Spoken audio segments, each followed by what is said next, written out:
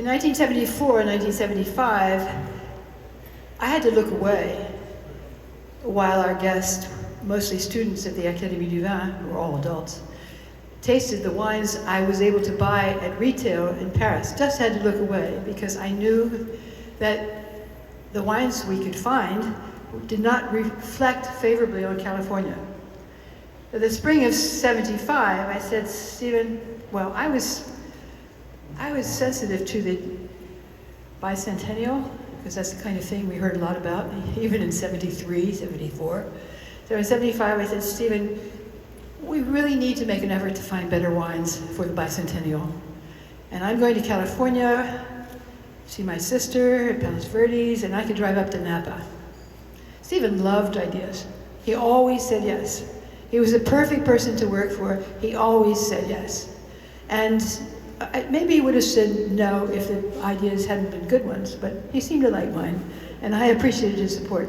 So I had introductions from Robert Finnegan, if you remember Robert Finnegan, who wrote the Private Guide to Wine and was our best source of information about California at the time.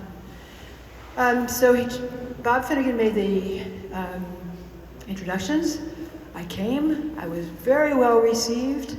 I found the wines easy to taste. They corresponded to my reference points, foraged in the French vineyards. I hadn't been in the wine business, but for 4 years. But I felt at home here. There was the ambiance, there were the shades, there was the conversation, the explanations of the wines, and also the cordiality, the hospitality. So everything clicked, and I didn't take samples back to France, but I gave Stephen, Charles, my husband, gave Stephen a glowing report. And Stephen has said since, the English do not celebrate the independence of the United States. They lost the colonies, Patricia. They lost the colonies, a major trading partner, etc. But after the report, he said, we'll do the tasting. I'll go out in the spring. I'll taste some wines. We'll make a selection, or I'll make a selection, he said. And that's the way it happened. It was for our students, but when we got the wines home, and when Stephen had come back from Napa, we knew that, well, we began to be a little maybe boastful, because we realized that we knew more about California wines than any of our French professional friends, with the possible exception of Aubert de Villaine, whose wife is American and had tasted American wines, California wines. And we thought, these wines are too good. We'll save a bottle for the students of the Académie du Vin, the ambassador of the US in Paris. But why don't we invite a few professionals? So Stephen made up a list. He called them. They all accepted. They knew Stephen. They knew the Académie du Vin. And we gathered at the Intercontinental, which was promises lent to us by gratis lent to us.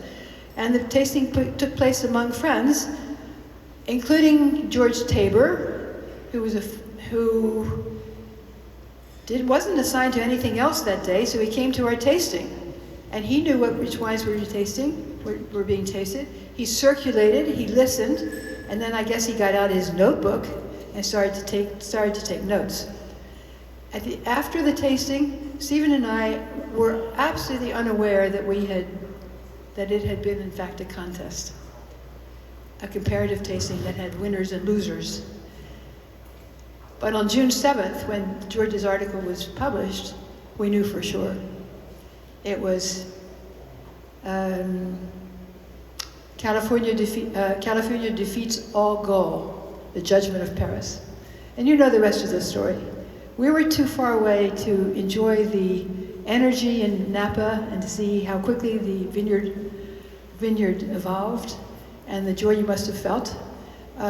But to be recognized 45 years later is very significant. It was significant to Stephen, it's significant to me, and significant to George.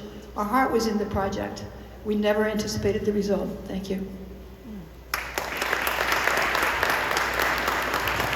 Patricia, thank you.